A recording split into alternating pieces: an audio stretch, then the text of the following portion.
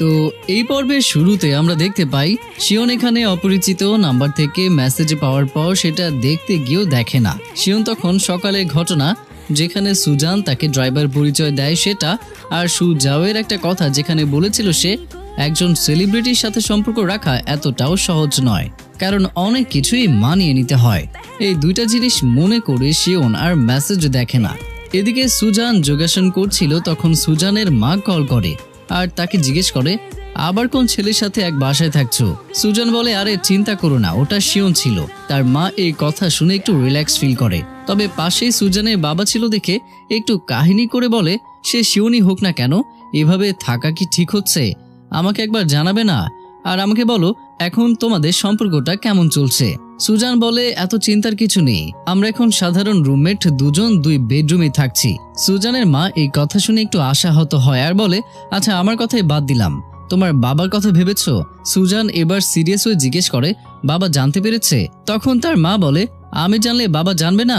Suzanne তখন বাবার মতামত জানতে চায়।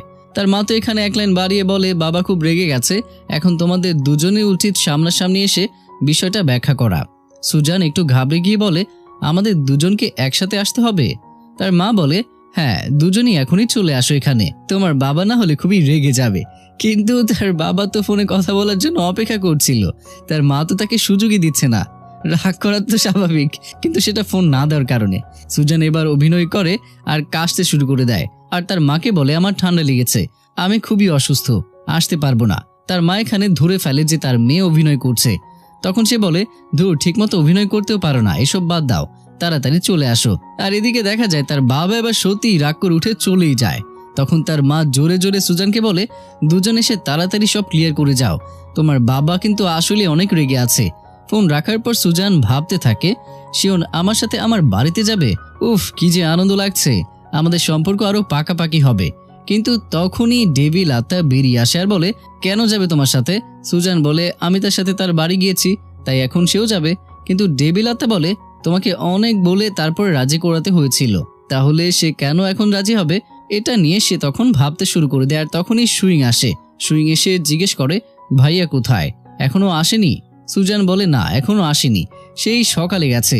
তা তুমি কই ছিলে? সুইং এখানে বলে সুজাওয়ে আমাদের ফ্যান ক্লাবে আছে, সেখানে আড্ডা দিতে গিয়েছিলাম, চিন্তা করো না, আমি লাঞ্চ করে এসেছি। এদিকে আমরা সুজাওয়েকে গিটার নিয়ে বেসুরো টুংটাং করতে দেখি। এরপর সে মন খারাপ করে চিন্তা করে কিভাবে সুজান তাকে রিজেক্ট করে দিল, তার ফিউন্সি আছে বলে দিল। তখন সুজাওয়ের কোম্পানির বস এসে অ্যাসিস্ট্যান্ট পদে অ্যাপ্লাই করা ক্যান্ডিডেটদের লিস্ট দিয়ে যায়। আর সে বলে দেখো কোনো সমস্যা হলে আমাকে জানাতে বলেছে, এরপর ইন্টারভিউ ডাকা হবে। তখন সুজাওয়ে বলে আমার একটা ক্যান্ডিডেট আছে, তাকে কল করলেও ভালো হয়। বস বলে হ্যাঁ কল করে ডেকে নাও। মানে এখানে সুজাওয়ে রিজেক্ট হয়েছে তো কি হয়েছে, সুজানের কথা সে ফেলতে পারবে না। তো এখানে আমরা দেখতে পাই সুইং গান শুনছিল, তখন কল আসে আর সুইংকে সুজাওয়ের অ্যাসিস্ট্যান্টের পদের জন্য ইন্টারভিউ দিতে দুপুর 2টার দিকে ডাকা হয়। সুইং তো এই কথা শুনে লাফ দিয়ে ওঠে, এরপর এসে সুজানকে জড়িয়ে ধরে। সুজান জিজ্ঞেস করে কি ব্যাপার এত খুশি? সুইং জানায় ইন্টারভিউতে তাকে ডাকা হয়েছে, নিশ্চয়ই সুজান বলেছে বলেই এটা হয়েছে। এরপর সে তাকে আই লাভ ইউ বলে। এরপর সুজান চিন্তা করে যা হয়েছে তারপরেও সুজাওয়ে কথা রাখবে, তাই সুজান বেশি আশা করতে নিষেধ করে আর বলে দেখো ইন্টারভিউতে ডাকা হয়েছে মানে তুমি অ্যাসিস্ট্যান্ট পদ পেয়ে যাবে না, আমি এতটুকুই করতে পেরেছি, আর সম্ভব না। সুইং বলে ইন্টারভিউ ডাকা হয়েছে এটাই অনেক, আই লাভ ইউ ভাবি। এরপর সুইং একটা কিউট হাসি দিয়ে তাকায়। সুজান বলে এভাবে আমার দিকে তাকিও না, লজ্জা লাগে। সুইং বলে আমার চোখ খুব কিউট তাই না? সুজান বলে তোমার মন তো অনেক ভালো, কিন্তু আমার মন ভালো নেই। সুইং তখন জিজ্ঞেস করে সুজানের মন কেন ভালো নেই, শিওন আবার কিছু করেছে কিনা? সুইং তার পাশে আছে, শিওন কিছু করলে বকা দেবে, শাস্তিও দেবে। তখন সুজান তার মায়ের কথা বলে মা আমাদের দুজনকে যেতে বলেছে, কিন্তু তোমার ভাই কি রাজি হবে? সে যে ব্যস্ত মানুষ। সুইং বলে রাজি নাও হতে পারে, আমার ভাই আবার একটু কেমন যেন, তবে চিন্তা করো না, আমার ভাই বাইরে থেকে শীতল হলেও ভেতরে থেকে ঠিকই উষ্ণ। তুমি এক কাজ করতে পারো,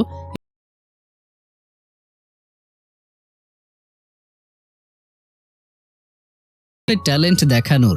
এরপর সুজান চোখে মাথা ব্যথার মলম লাগিয়ে নেয়, এতে চোখে না চাইতেই পানি চলে আসে। এই ব্যাপারে সুইং হেল্প করে। এরপর দেখা যায় শিওন আসতেই সুজান একটা টিস্যু নিয়ে কান্নার ভাব করে।